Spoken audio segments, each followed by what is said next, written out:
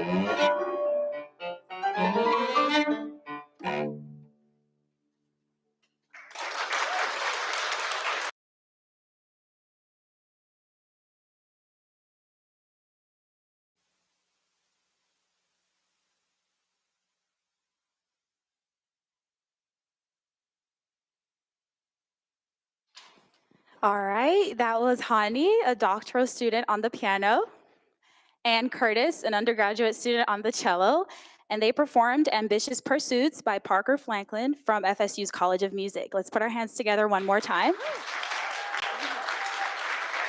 Thank you. Thank you. Thank you. Over the last 14 months, we've all been repeating the same few words: pandemic, social distancing, COVID, and coronavirus. But throughout that time, we all found ways to socialize, work, and still learn new things. But think back to the last time you were on a Zoom meeting with someone virtually. You saw their mouths moving, but you didn't hear anything. What did you say? You're muted. All right, so basically that's the, thing behind our theme. My name is Rose. And I'm Carolyn, and today we'll be your MCs for TEDxFSU 2021.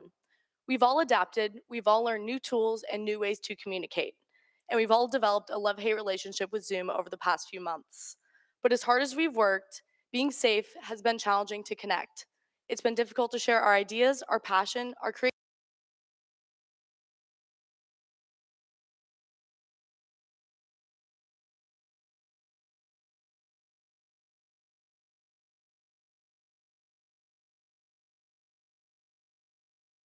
And online to rekindle that sharing. Today with this TEDxFSU, we want to share the ideas and creativity of Florida State University's faculty, alumni, and students. Welcome to TEDxFSU 2021 Unmuted.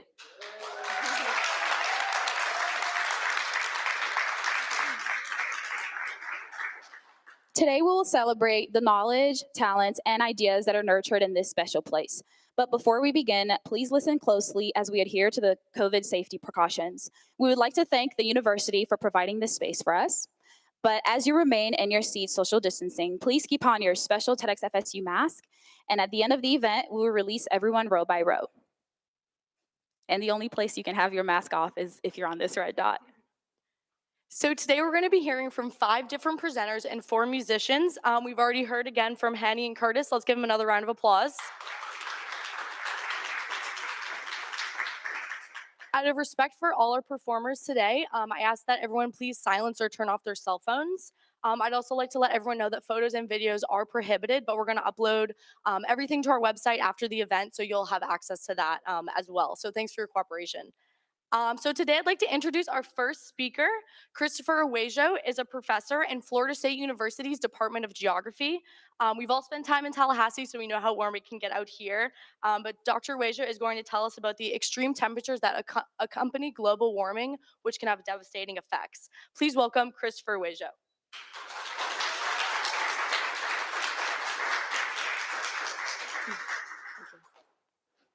Oh yeah, bigger.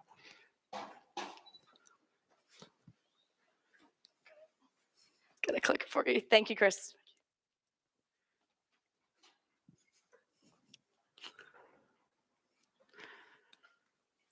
I have personal experience with extreme heat. When I lived in Arizona, in my cheap rental apartment units, air conditioning unit would break down every summer during the hottest period. And during one such episode, I started to suffer from extreme heat. My heart started beating out of control. I started to panic, and I couldn't find a way to cool down.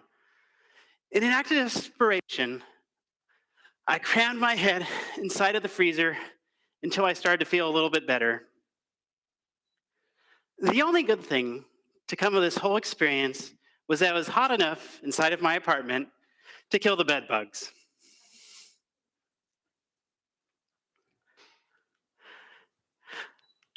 So, like myself, extreme heat impacts everyone.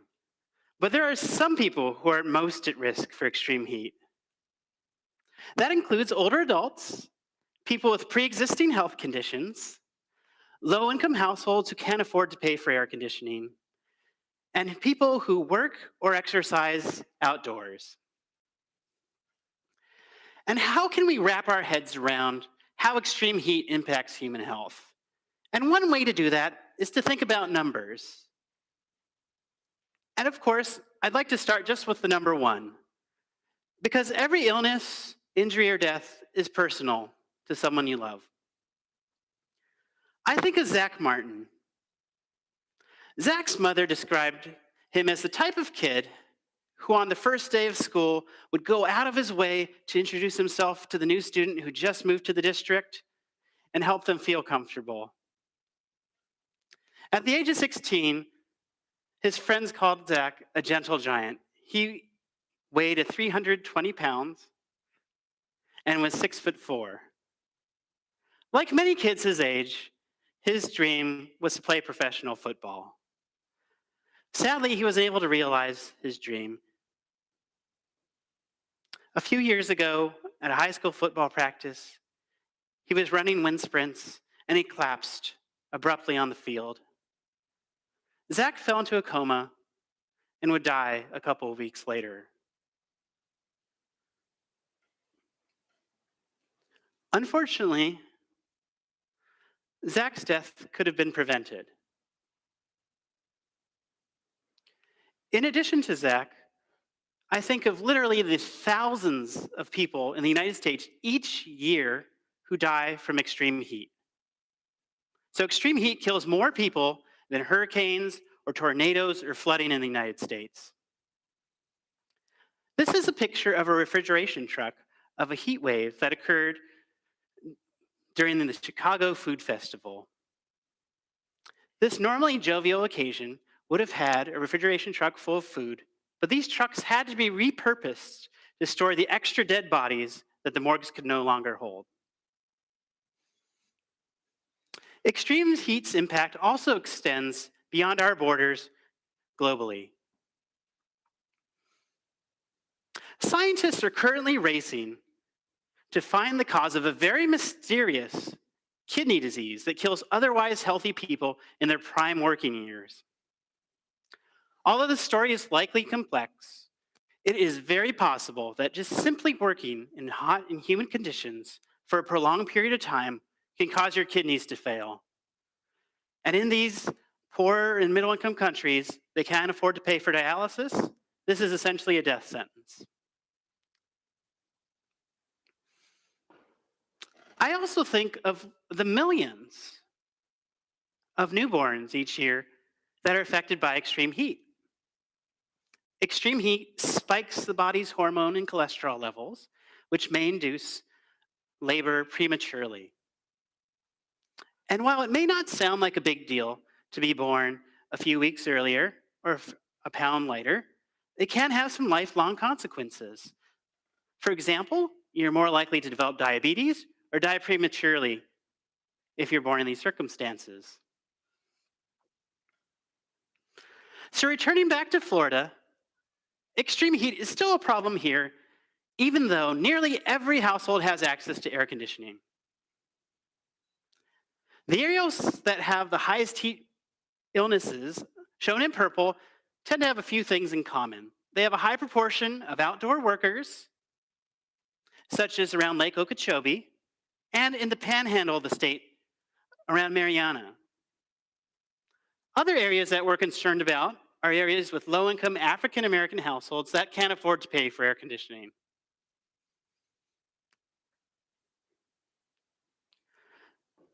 Extreme heat is a problem now, and it's unfortunately only going to get worse due to climate change. So consider a place like Miami.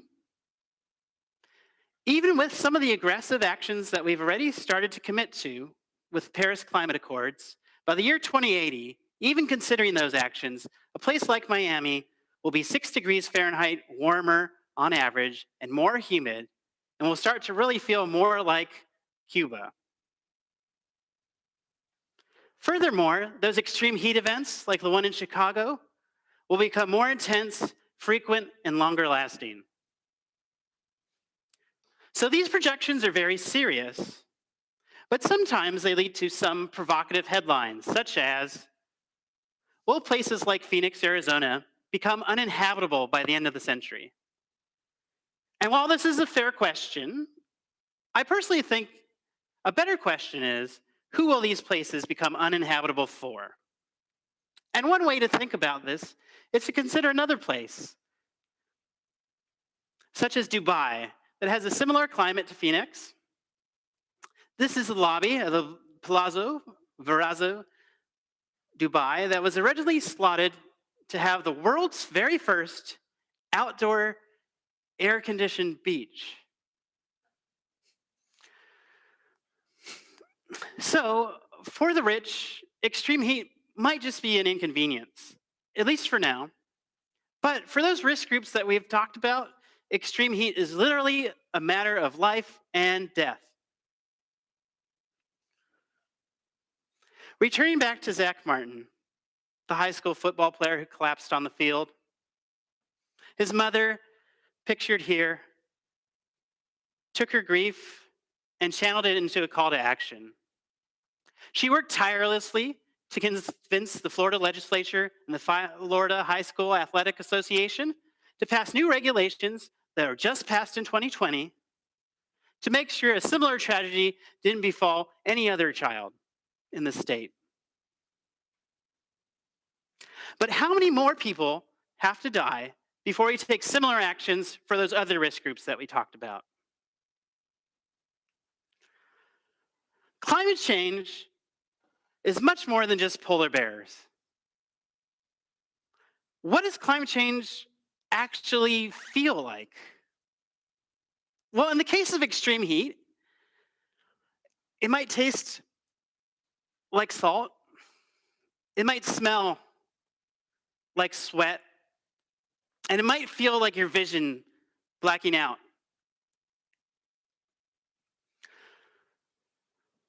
But it doesn't have to be this way.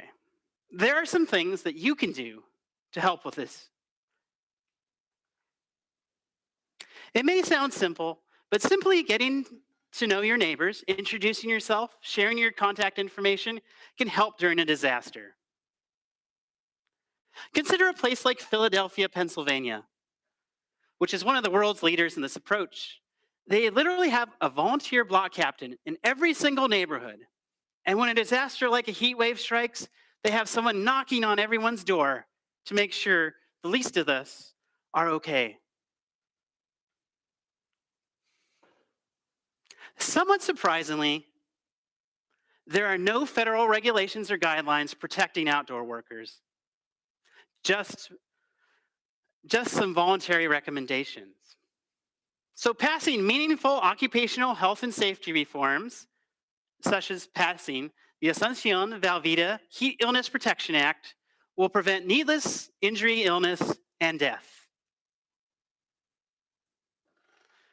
And finally, transitioning to clean, healthy, renewable energy 100% by the middle of the century is the only thing that we can do to stop from making this problem worse. And we think that it's time for the Sunshine State to start living up to its name. Thank you.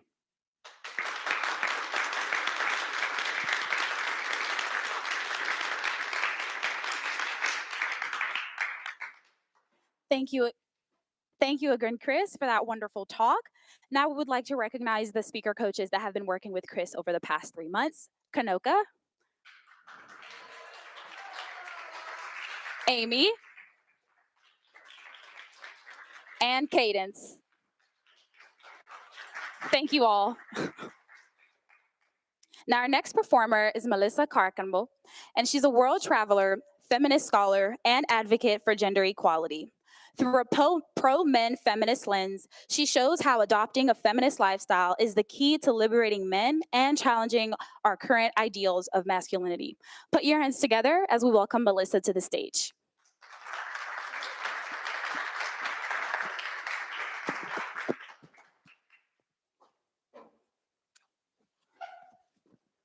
Do I look good? Hi, everyone. Thank you for coming. We are gathered here today because I know everything one needs to know about being a man, about being muy macho. And I know you're looking at me kind of funny. I see it. Like, she's 5'2". What does this Latina have to say? But like most Latinas, I actually have a lot to say. My name is Melissa Carcamo, and thank you for coming to my TED Talk. I am the proud daughter of 2 Nicaraguan parents, and I was born and raised in Miami, Florida. So needless to say, I had a very Hispanic upbringing. But if there's one thing about my culture, is that it really encourages and values hypermasculinity. So as a Latina, it wasn't hard for me to begin identifying what traits defined a man. It was things like avoiding anything feminine, restricting emotionally, seeking achievement and status, frankly being homophobic, and having a detached and rigid sexuality. But I was curious to find out, why are we like this? And I was not surprised to find out that we can trace this back to colonization. I don't want to get super lectury on you guys, but if we're to understand why we are the way that we are now, we have to take a trip back in time. And you see, in early societies, there was always gender and gender roles, but that strict binary and oppression that we have in place today, that came with La Niña, La Pinta, y La Santa Maria. So as a feminist, I could understand that this was traced to colonization, and I saw that when the Spanish essentially invaded Latin America, they brought with them their strict, muy macho patriarchal roles. And our early ancestors had to adopt and adapt these roles for the sake of survival. So then, as a feminist and as a Latina, I saw what it was to be a man, but I realized that wasn't fair. And if my advocacy is for gender equality, that inherently includes men. That includes you. Dare I say, my feminism is pro-men. I said that with a straight face. So feminist theory showed me that the patriarchy and its strict gender roles, it violates, abuses, and rapes trans, non-binary people, women, but it fundamentally robs men of the full human experience. What does that mean? They look fine. I know, I get it. But if we're really to take a look at childhood, and in particular boyhood, we can see that boys are never allowed to be boys. And although the saying is boys will be boys, that's only ever used in a context when a boy is harassing someone. But other than that, we control what shows they watch, what music they listen to, what colors they wear, what Power Rangers they can play with. We begin to break down the individual identity of this boy for the sake of creating a man, not an adult, not a person, not a human, a man. And then we create these families that are absent in love, particularly fatherly love. And homes that lack love enable a cycle of harm that is a generational trauma that we are still dealing with from our ancestors. Think about it. ¿Cuántos padres no tienen relaciones con su hijo? ¿Cuántos hermanos no se hablan? ¿Cuántas madres sufren a la mano del abuso doméstico solamente porque no le enseñamos a los varones lo más básico de ser humano? Cómo comunicar y cómo querer. I repeat, how many fathers don't have relationships with their sons? How many brothers don't speak to each other? How many mothers suffer at the hands of domestic abuse only because we couldn't show boys the most basic human skills of how to communicate and how to be loving? We're human. We're social creatures. And if we don't find these things at home, we're bound to seek for these things elsewhere. And this is where we can see the importance of male friendships start taking place. Male friendships provide a source of validation that one is man enough. And it also provides a sense of brotherhood and solidarity. But what I find interesting about these friendships is that they're rarely places where guys can just be open and vulnerable with each other. And part of being human and experiencing all parts of life is having loving and fulfilling friendships. So let's go to adolescence. By this point, boys have gone through pain, but we told them that they couldn't feel it. We traumatized generations of boys, and we didn't let them speak on it. I know that not only girls get depressed and not only girls get sexually assaulted. I know that happens to boys too. But we don't let them talk about it. And I know that mental health is more than just depression. It's eating disorders, it's body image issues, it's PTSD. It's all these things that we never let guys claim. We always just assume that they can handle more pain or that they don't need as much support. But if we are to heal our communities, we need to understand that men's mental health matters. So recap. We broke down the individual identity of boys. To create a man, we put him in a home that deprived him of love and nurturing, so they had to seek love elsewhere. Then we traumatized them and invalidated their pain.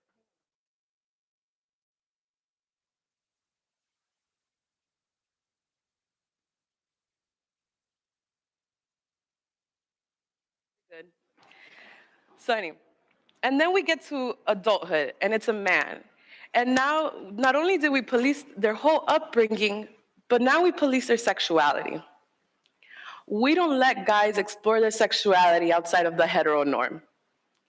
And this might be groundbreaking, but bi men exist. And not only do they exist, but we don't let men explore their sexuality outside of the hetero norm. We give them two boxes. You're either gay or you're straight. And if you're straight, you constantly have to prove just how straight you are.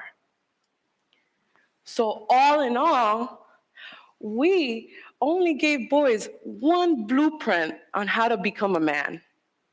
And we did that sacrificing their individual identity to create this man. We committed all these acts of full-blown soul murder to create a man. And then we have the audacity to ask, why are men so cold? It's not biology, it's society.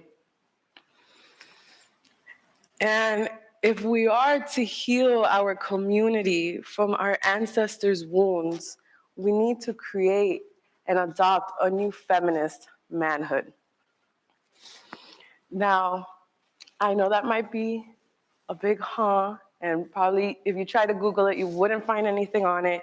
It's essentially a blank canvas. But I would argue that although that might sound disappointing, a blank canvas is what's working in our favor. We are the generations with the ability to draw out what a new feminist manhood might look like. And I don't want to put it in a box or give you a concrete definition because it would be a disservice to everything we just talked about.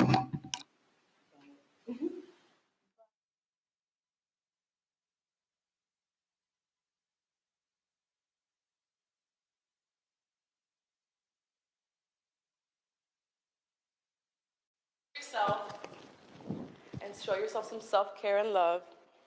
Thank you. And then when you've been able to show yourself love, extend that empathy onto others. Because only when we create a more loving society do we end the cycle of harm. And the cycle of harm doesn't end when you cut off your dad or your brother or that friend. The cycle of harm ends when we all stop harming. Number 2, put yourself before the gender role. Who were you before you had to prove that you were a man? Do some soul searching, and when you find it, nourish it and express it and love it. I know they've been waiting for you. And 3, and I really wish I was Oprah for this one, so I could be like, look under your seat, but it's a TED Talk. So if I had to give you a last words, it's to start with a book. For me, feminist theory changed my life. Bell Hooks inspired this speech, but any book would really do, and it's part of the journey. And I plead with you guys that I don't want you to be a feminist because you love your mom, because you have a sister, because you love your girlfriend.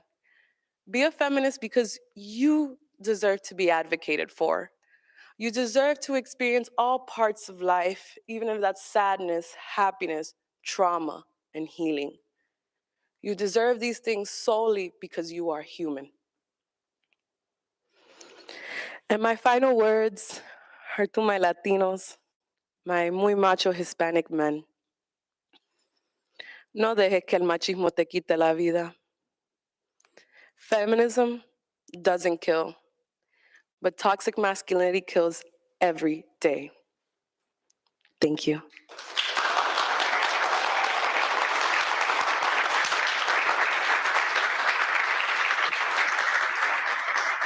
Thank you so much, Melissa, for carrying on despite the technical difficulties. You did a really great job. Appreciate it. Wonderful. Now we'd like to take a moment to recognize Melissa's speaker coaches. We have Isabella and Hiso and Alex. Thank you, guys. For our next presenter, we have Gila Sharon, a PhD student in the Department of Educational Psychology and Learning Systems. Our genes certainly shape who we are, but Gila's research suggests that our behavior can also shape our genes. Gila was to present with us here in person today, but she's actually relocated back to Israel, so today she will be presenting for us via video. Gila Sharon, everybody.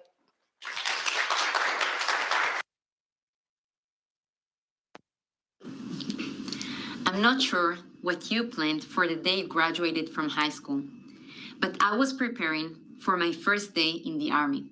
When I turned 18, like most Israelis my age, I was recruited to the Israeli Defense Forces.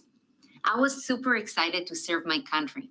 With a high motivation, drive, and determination that were always part of the person I was, I quickly advanced up the ranks and became a first lieutenant. I was awarded a dream position at the center of Israel, Tel Aviv.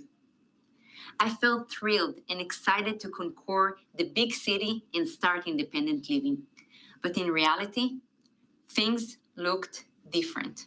Starting my journey as a young adult was not easy.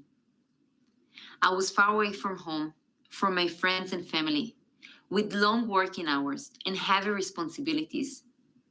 I didn't have much social support, someone to share all that I was going through with. Most days, I felt stressed and lonely. Slowly, I noticed my inner drive was declining, and my motivation and positivity were dropping. But to be honest, I didn't pay much attention to that. Just like many other things that bother us in life, we simply prefer to put them aside. until the universe decided to send me its own version of a wake-up call. One day, I was sitting outside of my office when suddenly I noticed my entire body was shaking. I was completely out of breath. The world was spinning around me. Thoughts were running through my head. I felt like I'm losing my mind. I didn't understand what is happening. I felt like I'm about to die. It was my first panic attack, and it scared me. I felt ashamed and didn't share it with anyone. I really hoped it would just disappear. Well, it did not. After a few months of continuous suffering and sudden panic attacks, I decided it's time to make a change. I remember this exact moment. I was climbing up the stairs at our local mall when suddenly I realized if I'm not going to help myself right now, I will never know how to cope by myself. I didn't want to give up on the person I knew I was. I wanted to feel better and gain control over my life. For some reason, I was naturally inclined toward physical activity and decided to commit to a long-term lifestyle change. I started step by step.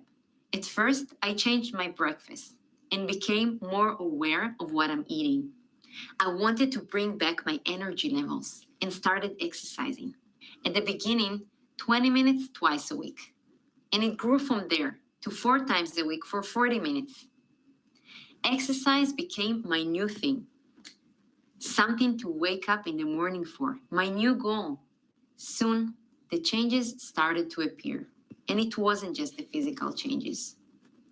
I became more vibrant, confident, relaxed, and genuinely happy. The panic attacks were dramatically reduced. Others in my unit noticed these changes. I was more effective at work, more positive, open, and social. But what was happening?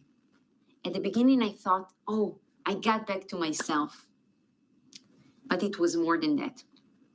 It was as if through adopting exercise and changing my lifestyle, I unlocked a higher potential I always had inside. I wanted to learn more about this experience. I wanted to share with others the therapeutic effects of exercise. Years to come, during my ongoing research, I discovered a field of study that captured my interest immediately. Epigenetics, the study of how certain events in our environment can influence our genes. Simply said, although we are all born with a set of genes we inherit from our parents, called our genotype, certain events, including exercise and diet, can influence our genes and determine which genes will be turned on or off. These changes happen due to the up or down regulation of certain molecules, some of them are known as microRNA, that are very sensitive to external events and can influence our DNA. I was stunned. Could it be that I influenced my own genes? According to research, the answer is yes. This evidence comes from both animal and human studies.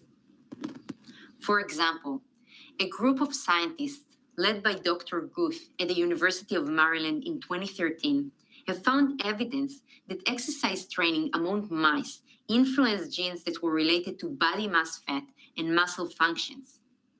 But that's not all. These changes were genetically transmitted to the mice offspring, providing an evidence that exercise training among parents can influence their children's physical and mental health. In humans, a recent summary of studies conducted by Dr. Silva and colleagues in 2017 concluded that just one-time exercise, just a single workout of either strength or endurance workout, for example, swimming, biking, running, can influence genes that are related to inflammation, autoimmunity, metabolism, and cardiovascular functions. Now imagine, if these changes happen after one exercise, what can happen within our body if we adopt regular exercise? Recent studies show that exercise training and regular exercise can influence health-related genes.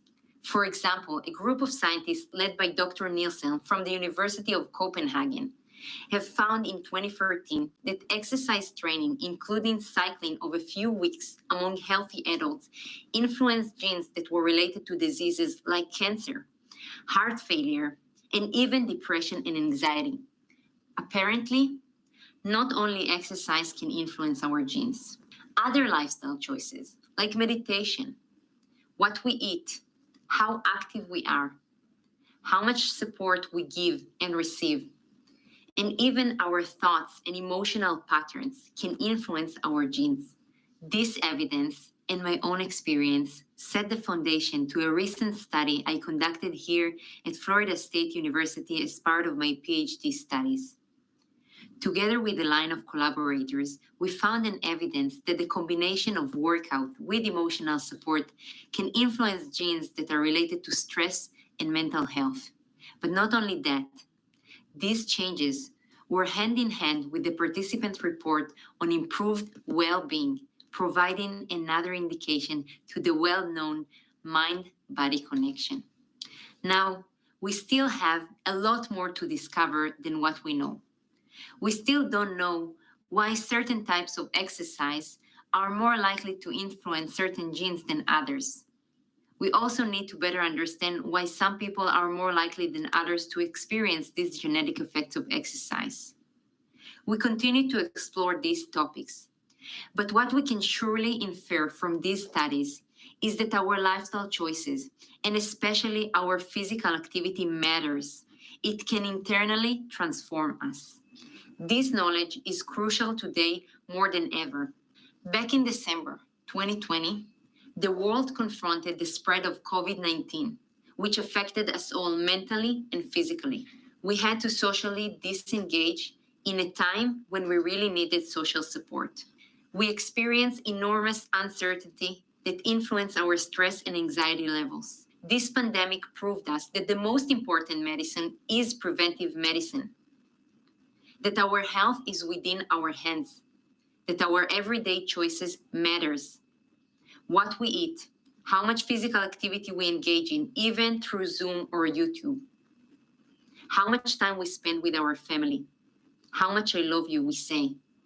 We have the keys to protect our health and well-being. Let's use these keys smartly. Tomorrow morning, when you wake up, ask yourself, how am I going to manifest my good genes?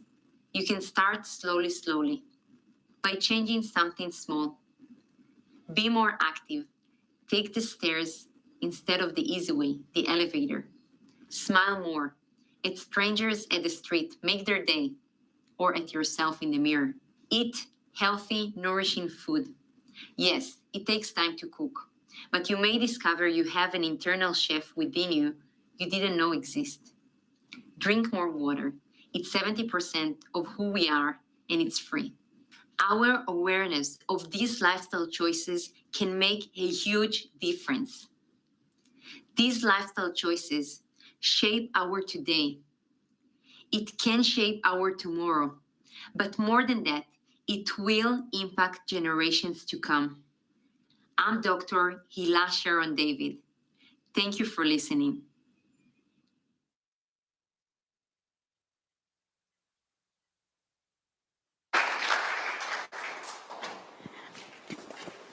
Thanks again, Gila. I know you're not here, but I know that you are tuning in virtually.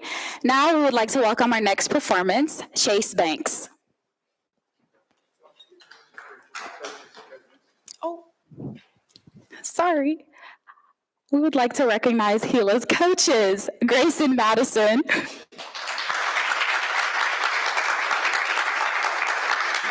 Thanks, guys. Now we would like to welcome Chase.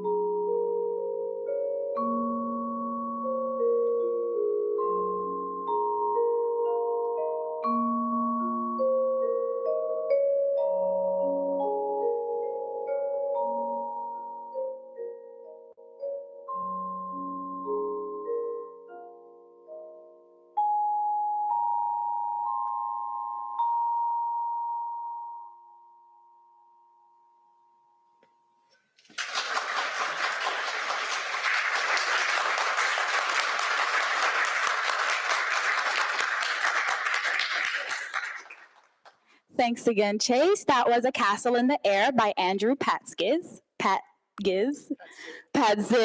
the vibraphone. Chase currently runs a nonprofit outside of Tallahassee with his wife called Green Vibes Project, and they work with different composers to write music based on environmental sustainability. And for more information, you can just reach out to Chase down in the green room, and if you also would like to say something, you can. Thank you so much. Like she said, my name is Chase Banks, and I'm the co-founder and artistic director of the Green Vibes Project. This year, we have an exciting event coming up on Earth Day. That's April 22nd. It's our annual premiere concert, and we'll be premiering 5 new works never heard before for a chamber ensemble and vibraphone, as you saw today. And if you would like to tune in and check it out, we would greatly appreciate it, and you can learn more at greenvibesproject.org. Thank you. Thank you.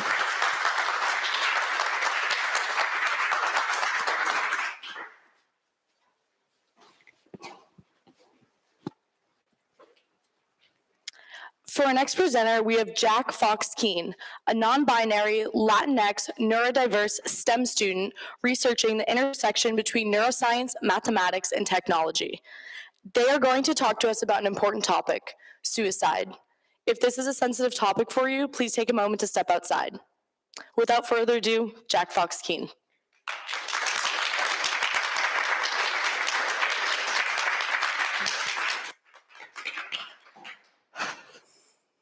Hello, everyone. I am here today to talk about understanding suicide. Understanding suicide begins by talking about suicide.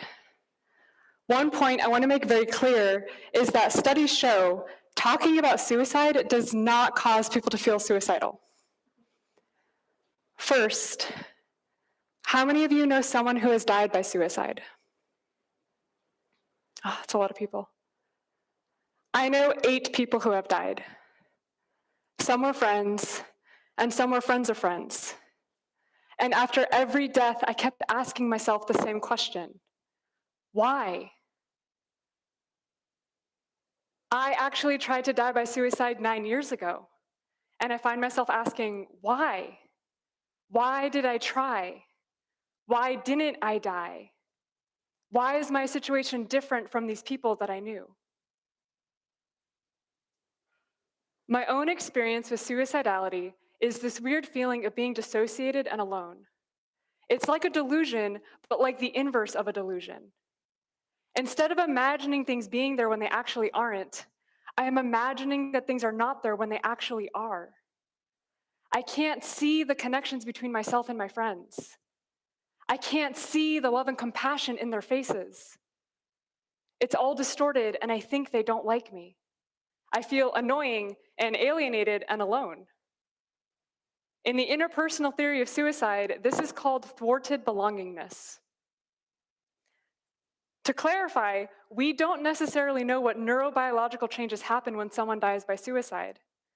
But my own experience tells me that there must be something, because everything feels different. One of the only ways I have figured out how to snap out of this feeling is by trusting in lollipop moments. If you've never heard of a lollipop moment, it comes from one of my favorite TED Talks by Drew Dudley. He talks about how everyday leadership begins by starting that random conversation, giving out an unexpected compliment, handing out a lollipop to someone, not even realizing that the person receiving it needs it the most right then.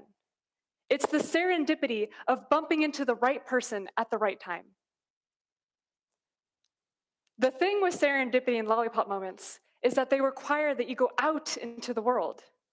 This obviously became very difficult during the pandemic. In fact, suicide rates for primary and high school students increased dramatically during quarantine. People couldn't just walk out their doors and have unexpected interactions. I was really lucky this past summer that I was able to find a community through mutual aid organizing and activism. I was able to meet people, and more importantly, I was able to help people. Volunteering and helping people has a twofold effect. It gives you a sense of belonging, and it makes you feel less like a burden.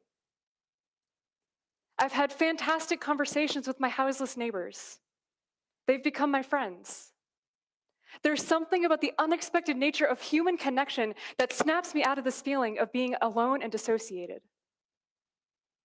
And this is a really important point to focus on. There's a lot of research showing that one of the biggest factors contributing to suicide is a feeling of hopelessness or immutability, the feeling of being stuck in a bad situation with no possibility of getting out. It's like your brain thinks it's psychic and it's telling you, I know that this bad situation will never end. And things like physical illness, unemployment, and family conflict exacerbate this. Given the vicious cycle of poverty, for some people, like my homeless friends, these things are more immutable than for others. This is called perceived burdensomeness. When I tried to die by suicide 9 years ago, I was in a really bad situation. I had just dropped out of high school, I was unemployed, and things were really, really rough with my family. I could not see a future for myself, and I felt like I was making things worse for everyone around me. I remember being in the ambulance, and one of the paramedics asked me why I did this. I literally rolled my eyes and said, because I'm just ungrateful and don't realize how good my life is. And he said, yeah, that's true. And the reason why I said that is because I had met so many people who had reacted just like him to the suicide attempts and suicide ideations of others in the past. But people who die or try to die by suicide aren't trying to be ungrateful. Oftentimes they realize that things could be worse and that they should be happy. But they're not.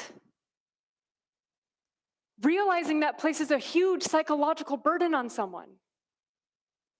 As a logical human being, this awful cognitive dissonance occurs. Things aren't that bad, so why do I still want to die? What's wrong with me? And sometimes, things are that bad. Suicide and poverty go hand in hand. In the United States, the counties with the highest rates of suicide have a poverty level of at least 20%. Leon County has a poverty level of 20.7%. In the 32304 zip code, 48% of kids live in poverty. If you're poor, you're probably going to feel like a burden. The first person I ever knew to die by suicide was a girl named Stephanie. I met her at a mental hospital in high school. She was there for a non-fatal suicide attempt. That's another myth I want to dispel right now. People say, if you had really wanted to die, you would have just killed yourself. But it's not that easy. In fact, dying by suicide is very hard. Every instinct in our brain has evolved to help us not die. There's a lot of big mental hurdles that must be broken down before you can actually die by suicide, or try dying, or even think about dying. In fact, previous suicide attempts are the strongest predictor for death by suicide. One study estimates a 20 to 40 times higher risk of death by suicide for those who have previously attempted. So I met my friend Stephanie after she had tried to die by suicide. Looking at her, you would never have thought she would try this. She was a popular cheerleader. But her dad had died a year before, and she had fallen into a depression. Her grades were slipping, she couldn't get out of bed, and her mom was blaming her for not trying harder. Stephanie felt like a burden, like she should just get over this, but she didn't know how. And then, a few years later, she did die by suicide. And that's how I learned that just because somebody doesn't die the first time, doesn't mean that they won't die the next time. I was not a star cheerleader, but I was placed in the gifted program as a kid. And for myself, there was a stark contrast between where I was and where I felt like I was supposed to be.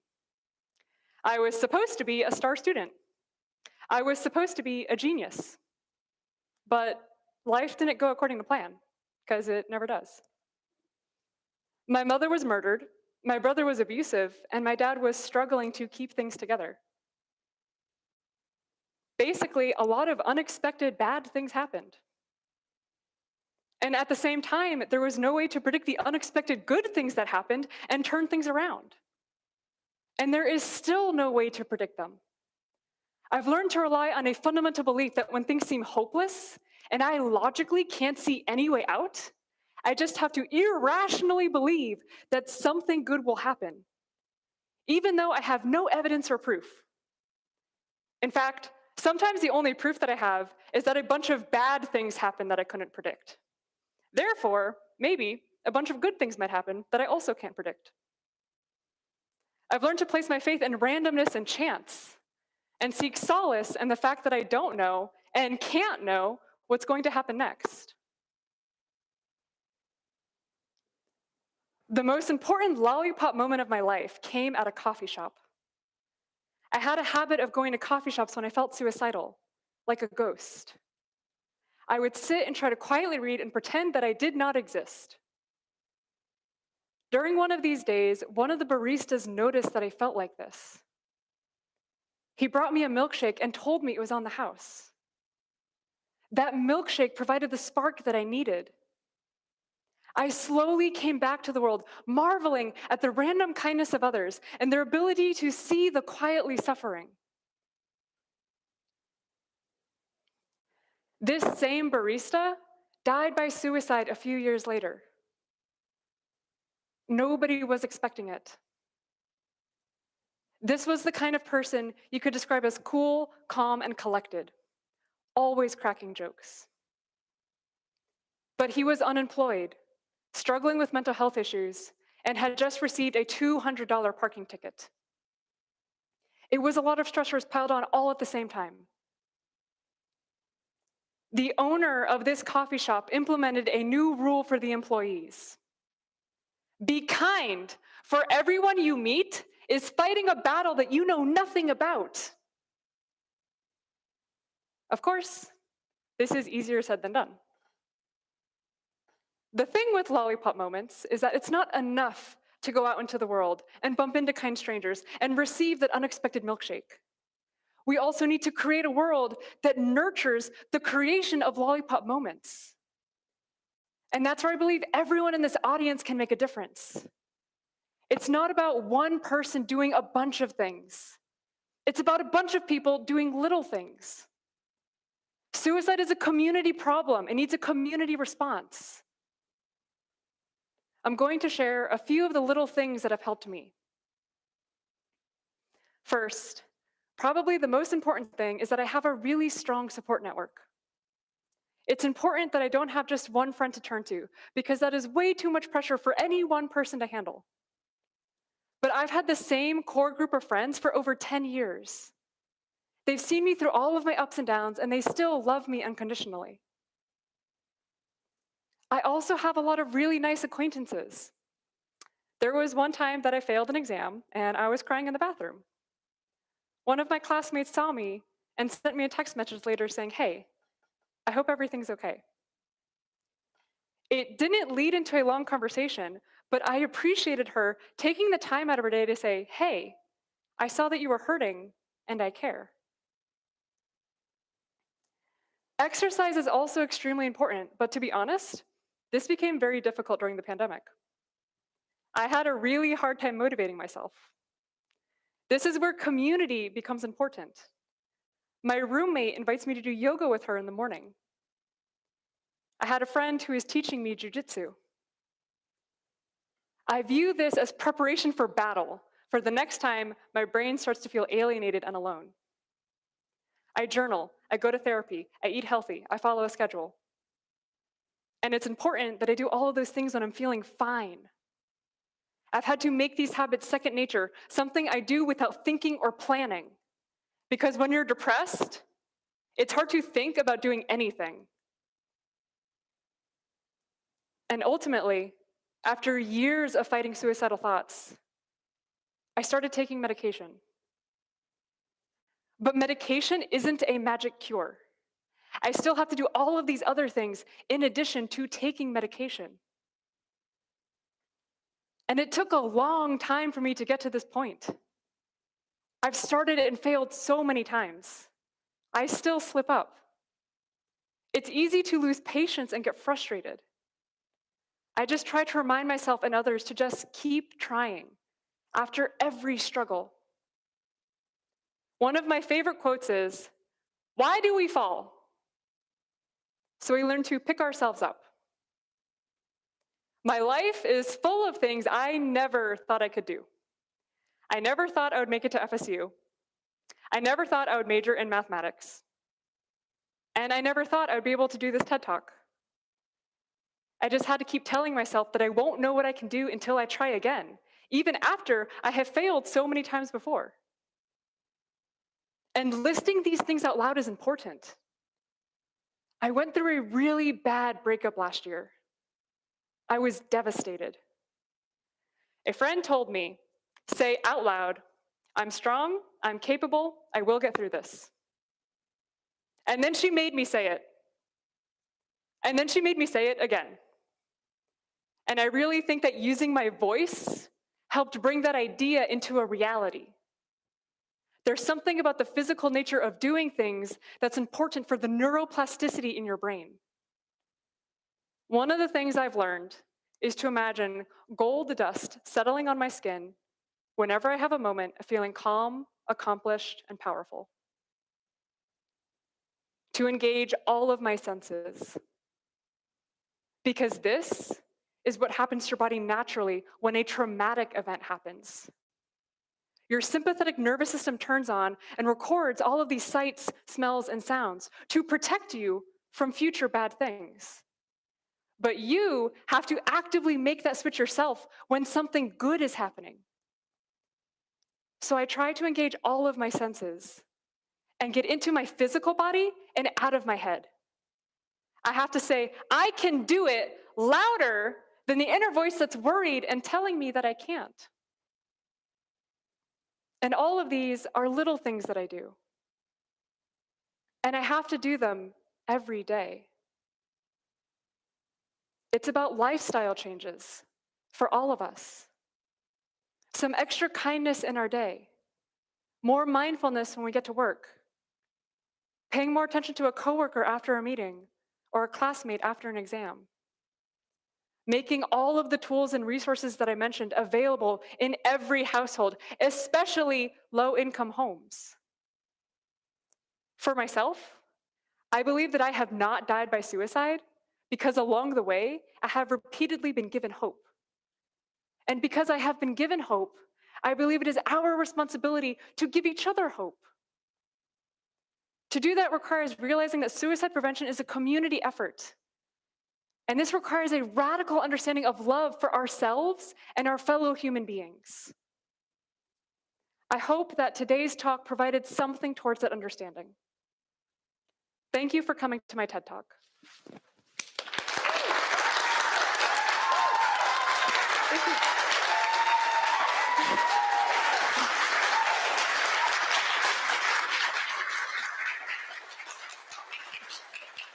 Oh no, you can stay up here. Thank you again, Jack, for that wonderful talk. Now we are going to acknowledge Jack's speaker coaches that has been working with them throughout the past 4 months. First, we have Mel, Niang, and Rosie. And one more thing.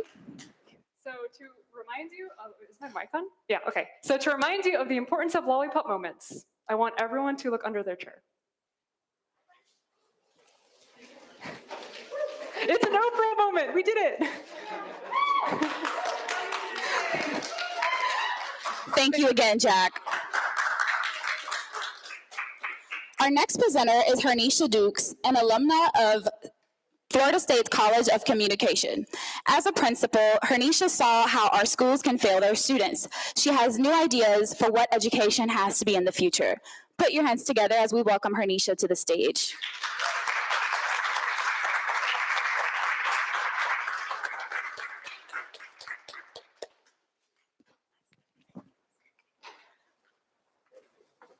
I was born in the bayou of New Orleans and raised in the swamps of South Florida. The daughter and niece of dynamic educators, education has always been a driving force in my life.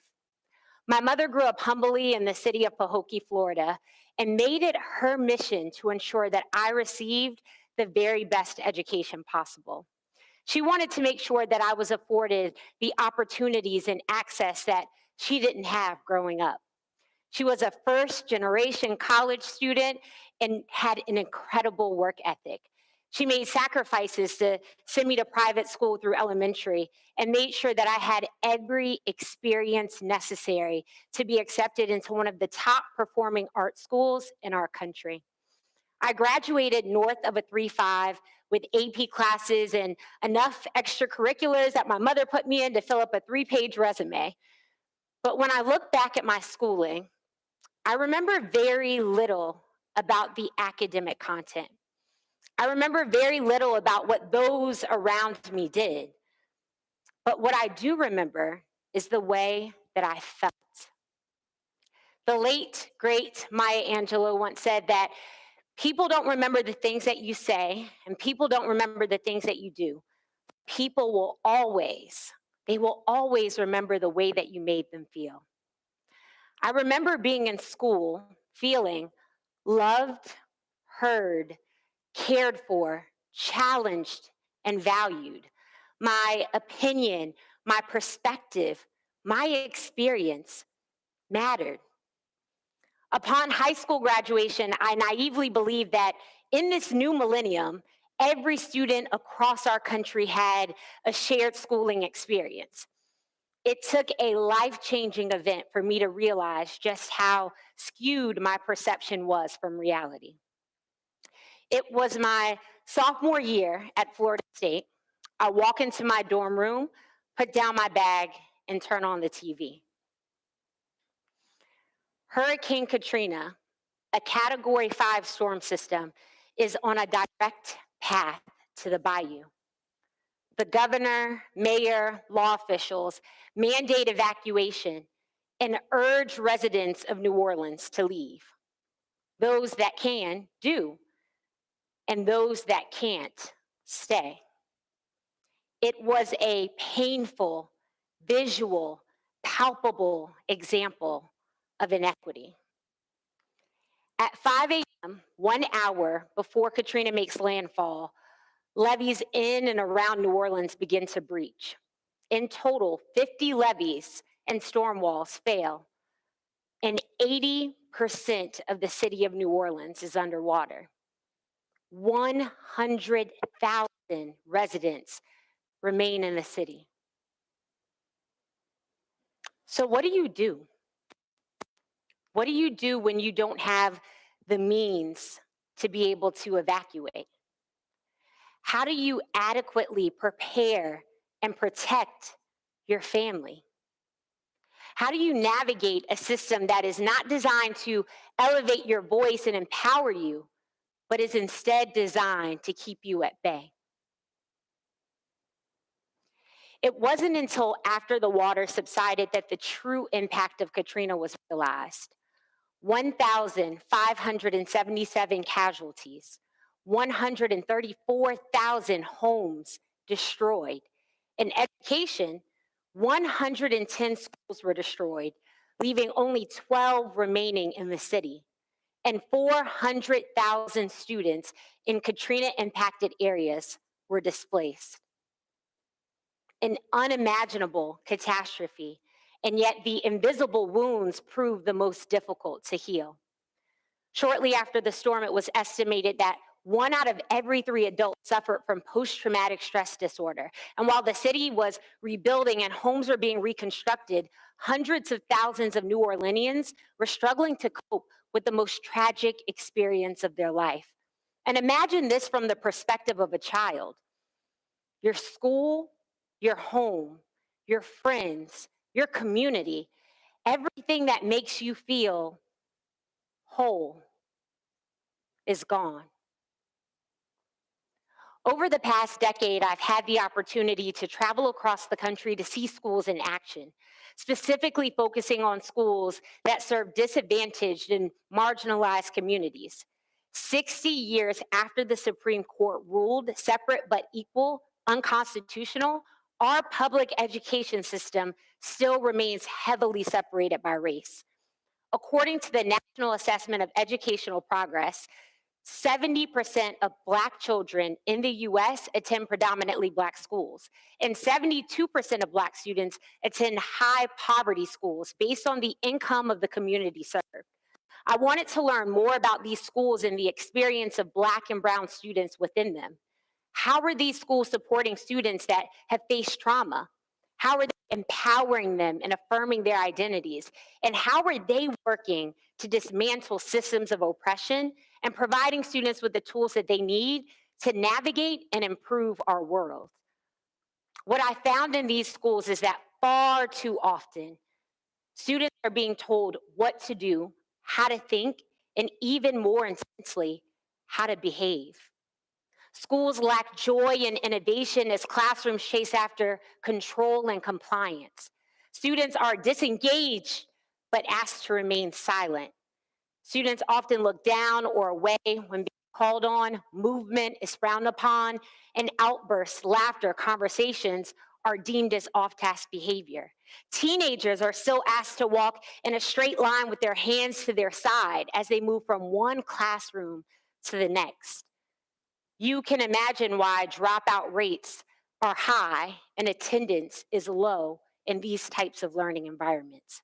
There are strict rules and policies that students must abide by, and students can be suspended, expelled, and even sometimes arrested for dress code violation, talking back to a teacher, skipping class. And the number one reason why students are suspended in the US is for willful defiance, which is another way of saying not doing what you're told. DeAndre Arnold recently made national news after he was indefinitely suspended for the length of his dreadlocks, a nod to his Trinidadian culture. And Kiara Wilmot, an honor student, was taken away in handcuffs after her science experiment exploded in the hallway. Kiara received a 10-day suspension, was charged with 2 felonies, and faced expulsion. Nationally, Latino and Black students are suspended 3 times more than their white counterparts for the same infraction. This distorted notion of what schools have become have led to the term school to prison pipeline. The term refers to the disproportionate tendencies of minors from impoverished communities to be incarcerated because of harsh district and school policies. 3.3 million students are suspended every year. And once a student drops out, they are 8 times more likely to be incarcerated than a youth that completes high school. 8 times. So let's connect this back to New Orleans after Katrina, where the concept of normal has been shattered and families are experiencing inconceivable amounts of trauma. Imagine being suspended for not being in uniform, for lashing out at a teacher, for skipping class. We must think differently about what schools could and should be, especially during the age of COVID, social unrest, and racial injustice, where students of all ethnicities are facing more instances of trauma and visual exposure to hate and violence than ever before. We must think differently about the purpose and structures of our school. It is our time to create a more just and equal society, and it begins by pouring into the next generation of world leaders. Imagine a place where you are celebrated for your strengths. You are allowed to explore your passions, and you are seen as an individual with an individual story and individual experiences. There might be difficult days that you have, and instead of reprimanded, you are affirmed. There might be days that you doubt yourself, where you duck off in a hallway bathroom to avoid being noticed. And instead of being disciplined, you are found, you are seen, and you are empowered. That is the type of school that I wanted to create. I returned to New Orleans just a couple of years after the storm, during the recovery phase. My family was tragically impacted by Katrina, and I lost my brother in the aftermath. Looking at my niece and nephew, I wanted to create the type of school where they would thrive, where others that had experienced unimaginable trauma could feel whole. When I stepped into the role of principal of a middle school in New Orleans, I wanted to shake up the notion of what a school could be. I did this by focusing on three key components: trust, joy, and power. I created trust through intentional relationship building. Every student, every teacher, every faculty member was placed into one of four houses named after New Orleans leaders: Ruby Bridges, Donna Brazil, Troy Andrews, and Dr. Norman Francis. This shrunk the feeling of our school, and every single student felt a part of a community. They felt a part of a family. Our students loved, cared for, and cheered on the other students in the houses. And our teachers, they served as guardians, as protectors, as friends, as mentors to our students. Students learned how to build deep and authentic, healthy relationships with each other. And our teachers learned to see our students as individuals with individual stories and individual experiences. Secondly, I focused on joy. I wanted to sprinkle magic and laughter and smiles in every part of our building. I wanted our school to be a place of love and positivity that affirmed the identity of our students. Too often they hear stories on the news that criminalize people that look like them. So I created a social leadership block where every day we had the opportunity to talk about Black leaders, the accomplishments of those that look like them, current and historical. We talked about current events. We talked about politics, and they had a chance to share their ideas for what they wanted the world to look and feel like. We also created joy by honoring their heritage. They are descendants of colorful, passionate tribes where loud and joyful celebrations defined who they were. This was so important in establishing this culture at our school. When kids walk into the classroom, there's vibrant music there to greet them. They're on the floor making songs and chants with their teachers. And we have massive celebrations where our students can act and sing and dance and laugh and compete with the other houses. These are a really big deal at our school. And finally, we elevated their voices. We honored their voices. We intentionally taught our students how to not only advocate for themselves, but to advocate for others. Children are people. They have feelings, they have thoughts, they have ideas. They are indeed our next generation of leaders. Instead of creating rules and regulations that extinguish their light, we created a space that amplified it. Our students can tell you that we use this phrase: be big, be bold, and have no fear. When our students speak, they stand up on desks and chairs. They look at their teammates in their eyes and they command the room, because what they have to say is that important. And sometimes they disagree with us. We listen. This might be through a tantrum in the hallway, or it could be through an eloquently polished speech. Either way, it is a plea for our attention, and we listen. Our students know their voice matters, and it can change their house, school, community, and our world. Are we a perfect school? No. Do we make mistakes often? Yes. Has our method worked? Without a doubt. Over the past 4 years, our school has been recognized for having top growth in the state. We've received an A letter grade 4 years in a row for top growth. And the state of Louisiana has recognized us for 2 years in a row for exceptional performance. So what is the difference? Trust, joy, and power. Our students feel safe enough to be in the classroom, take academic risk, stand up when they don't know the answer, engage with their teammates because they know that their teammates and their teachers have their back. They come to school because they can laugh, they can sing, they can dance, they can authentically be themselves. They feel powerful, they know their voice matters, they know who they are and where they come from, and they know they can lead and help change the world. We must think differently about what schools can be. We must reimagine what schools can be. Challenge inequitable systems, challenge the status quo, go off script, break barriers, think innovatively. The next generation is here, and our future lies in their hands. Will we create schools that oppress or empower, that breed joy or breed fear, that builds trust or builds walls? Their future lies in our hands. Thank you.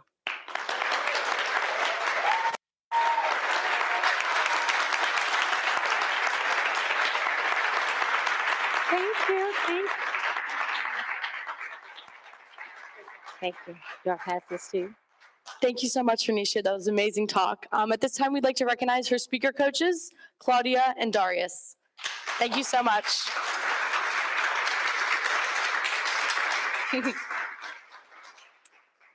All right, next we'd like to welcome our final performer, Anthony Brandy. He's a student here at FSU studying second language education, and today he will be performing his original song, Second Home, on the ukulele. Let's give him a hand.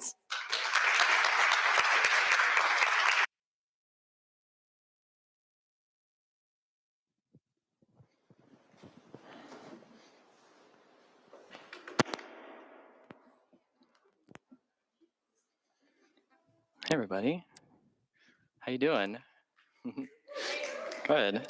So glad to see people for the first time in a long time. This song is about being in unknown territory and not having a support network that you used to have in that new territory and what that's like. The air is cold and my throat is sore. There's no war that could be worth more than the one I fight for myself. And even when I'm awake, I dream about back home, because here seems like the waiting room before hell. So this is what it feels like. Oh, oh, oh. I have two wheels, but I'm missing the bike. How could it be this place that I've grown to love could have become my second home? I have my hands strapped to my bed, and there's a hole around my head. I am lost within a screen, and there's no life outside these doors, just the sun that beats my pores, and several friends I haven't seen. So this is what it feels like. Oh, oh, oh. I have two wheels, but I'm missing the bike. How could it be this place that I've grown to love could have become my second home? I spent my whole life trying to escape. It was a time when I did not know that this is what it feels like. Oh, I have two wheels, but I'm missing the bike. How could it be this place that I've grown to loathe could have become my second home? Could have become my second home.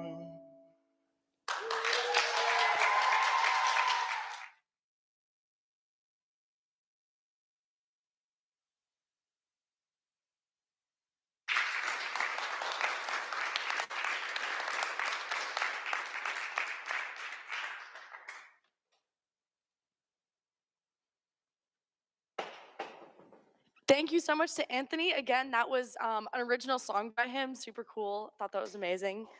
So Sadly, we have come to the end of our event. Aw. But before we go, we would like to thank everyone who basically made this event possible. First, we would like to give a special thanks to Silver Productions and Joel Silver as our video producers. Next, we would like to thank FSU's executive sound that work with the mics.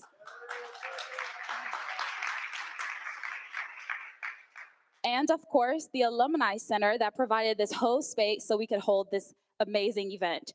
And a special shout out to Julie Decker and Whitney Powers that have been an amazing team that basically worked with us throughout the whole event. So thank you.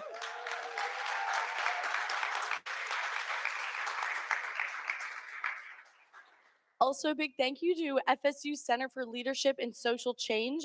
They've supported TEDxFSU from the beginning. Also, Paige Rentz has been a tireless worker. She does so much for us behind the scenes. So thank you, Paige, for all that you do for us.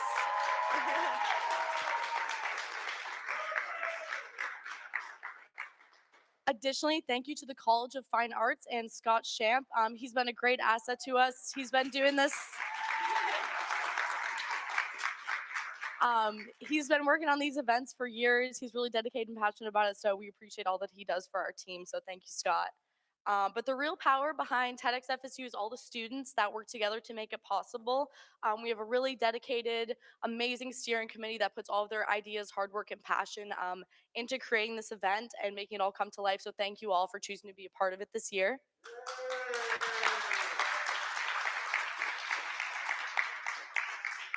But we would also like to thank our presenters and the performers that have been waiting 2 years to stand on this dot, as last year the event didn't happen, so they have been waiting a little minute. And as we can see today, their talks were definitely worth it. So thank you for all of your hard work and dedication. And thank all of you, the supporters of TEDxFSU. We really appreciate everyone coming out today in person. Thank you to those at home watching online as well. So we are celebrating TEDxFSU 21 today, but the planning for next year starts tomorrow. So if you are at all interested in participating in any capacity, whether that be on our committee, as a sponsor, or as a presenter for next year, please visit our website, www.tedxfsu.com, and fill out that interest form. We'd love to have all of you participate if you're interested. Before dismissal, we have a special tradition that we do here at TEDxFSU. Before we always end every meeting or leave a place, we always just put our hands up together and say, "Go TEDxFSU." So on the count of 3, please, everyone in the audience join me. Yes, put a hand out. So put your hand out. And on the count of 3, I'm going to say, "Go TEDxFSU," and we're going to all say it together. Ready? Go TEDxFSU! All right, thank you. So in just a moment, we're going to begin to escort everyone out row by row in order to maintain social distancing. We also have a photo booth in the back. Definitely check that out. Or feel free to gather in the courtyard or in the green room if you'd like to speak to any of our presenters or performers. But thank you all so much for coming out. Stay safe. Aww.